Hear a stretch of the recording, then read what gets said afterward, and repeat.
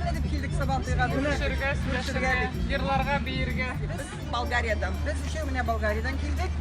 Min kildim Finlandiya'dan.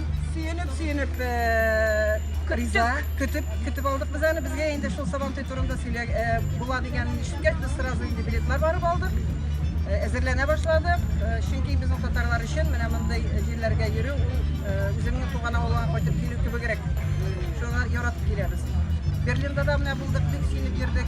Mana bunda da tanışıp bittik endi biz bütün ilden kelgen kişilerle tanışıp bittik. Tatarlar bilen iyi. Rahmet Tataristan'a şunday bayram Bayram bilen.